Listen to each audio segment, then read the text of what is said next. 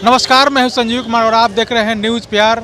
अभी आपने सुना कि जो लोजपा रामविलास पासवान के जो सुप्रीमो हैं चिराग पासवान, उन्होंने सीधा बिहार के जो मुखिया है नीतीश कुमार, उन पे हमला किया है और क्या कुछ कहा है पहले आप सुने।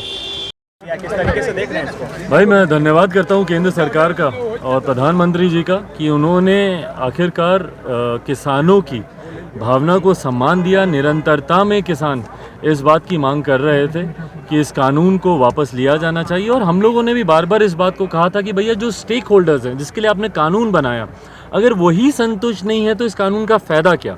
आप जिनके लाभ के लिए कानून बनाने की आप बात कर रहे हैं, अगर वही संतुष्ट नहीं है तो इस कानून का फ़ायदा नहीं था। और मुझे खुशी है कि अंतोगत्वा प्रधानमंत्री जी ने उनकी भावना को सम्मान दिया। एक मांग उन लोगों की और है मजबूती से, और जो कहीं ना कहीं किसानों को आर्थिक सुरक्षा का भाव देने के लिए ज़रूरी भी है। एमएसपी की मांग जो उनकी है उसका हम लोग समर्थन करते हैं और मैं उम्मीद करता हूं, मुझे विश्वास है, वैसे भी हमारे प्रधानमंत्री जी और केंद्र सरकार का ये लक्ष्य है कि 2022 तक किसानों की आय को दुगना किया जाएगा। तो मुझे लगता है कि उसमें एमएसपी की भी एक बड़ी भूमिका होगी।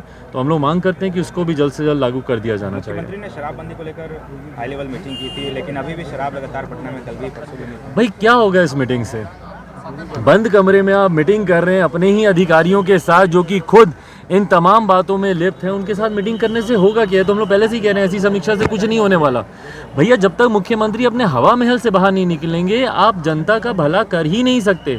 आप किसी एक पीड़ित परिवार से मिलने गए, मुझे बताइए, आप सबके कैमरा भी साक्षी हैं, 50 से ज़्यादा लोगों की दुखद मृत्यु हो गई, मुख्यमंत्री एक परिवार से मिलने नहीं जाते। अपराध को लेकर हत्याएं होती हैं, यहाँ पर बड़ी से बड़ी घटना घट जाती है। आज जब मैं यहाँ एयरपोर्ट पे मौजूद हूँ तो मुझे रुपेश याद आते हैं। यहाँ पर क्या मुख्यमंत्री नीतीश कुमार गए थे उनके परिवार से मिलने? जो यहीं पे एक प्राइवेट एयरलाइन में जो काम करते थे उनके परिवार से मिलने गए? आज तक कहीं एक घटना, एक अपराध, एक हत्या किसी परिवार से मुख्यमंत्री नीतीश कुमार मिलने गए? भाई ऐसा मुख्यमंत्री मैंने आज तक कभी नहीं देखा कि आपके प्रदेश में इतनी हत्याएं हो जाए, एक साथ जहरीली शराब पीने से 50 से ज़्यादा लोगों की इकट्ठे मृत्यु हो जाए और आप अपने हवा महल से बाहर नहीं निकलते और फिर आप बोलते हैं कि भैया मैं समीक्षा कर रहा हूँ। बंद कमरे में कैसे समीक्षा होती है मेरी समझ के परे। जब तक आप मिलेंगे नहीं पीड़ित परिवारों से, उनकी समस्या को सुनेंगे नहीं, वो अपनी चार बातें बताएंगे नहीं, वो बताएंगे कि भैया यहाँ पर शराब बनती है, वहाँ पर मिलती है, ये होता है, आप बस अपने बंद कमरे में अधिकारियों के साथ, तो इन समीक्षाओं से कुछ नहीं होने वाला। मुझे दुख इस बात का है कि निरंतरता में जहरीली शराब से होने वाली मृत्यु हो रही है।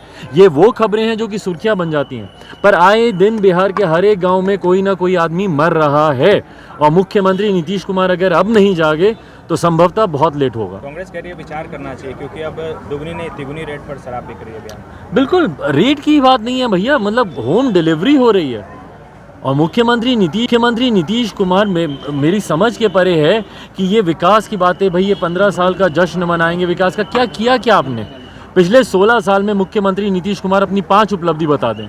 हमको तो वो छूटते ही बोलते हैं कि जाकर पूछो 15 साल पहले का बिहार कैसा था। भाई हमको नहीं लेना देना 15 साल पहले का बिहार कैसा था। 16 साल से आप मुख्यमंत्री, आप मुझे बताइए ना कि इन 16 सालों में आपने बिहार को क्या किया।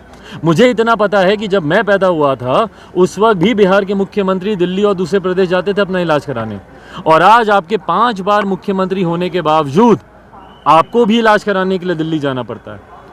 तो भाई क्या बदला मेरे जन्म से लेकर अभी तक? यही बोलते हैं ना कि जब मेरा जन्म हुआ था तो उस वक्त का बिहार कैसे था। तो भाई मेरे जन्म के वक्त भी बिहार जैसा था, आज भी वैसा ही है। देश देख लीजिए कितनी तरक्की कर गया, उसके अनुपात में बिहार कहाँ खड़ा है हम लोगों का? हाल ही में आंख दिखा के आए दिल्ली से, अभी आंख दिखा कर आए हैं दिल्ली से। अब वो आंख दिखाने जाते हैं कि किसी को आंख दिखाने जाते हैं, भगवान जाने क्या करने जाते हैं। हमको बोलते हैं कि वो कहाँ रहता है बताए। भाई हम तो जहाँ रहते हैं हमारा तो एक सरकारी आवास दिल्ली में और एक यहाँ कृष्णापुरी है। हमारी तो कोई अनेकों क्या कहते हैं प्रॉपर्टी अर्जित तो हमने नहीं कर रखी। पर आखिरी बार आपने खोज खबर लेने की कोशिश कब की हमारी? मेरे नेता स्वर्गीय रामविलास पासवान जी जब अस्पताल में भर्ती थे, 2 महीने तक वो भर्ती थे, मुख्यमंत्री नीतीश कुमार एक बार आए उनकी खोज खबर लेने, एक बार उन्होंने उनको फ़ोन भी करना ज़रूरी समझा। और आज बोलते हैं कि चिराग पासवान बताएं कि वो रहते कहाँ। भाई 2 साल से तो मैं आपसे संपर्क साधने की कोशिश कर रहा हूँ। भूल जाइए मैं किसी पार्टी का अध्यक्ष हूँ कि नहीं हूँ, मैं आपके प्रदेश का सांसद तो हूँ।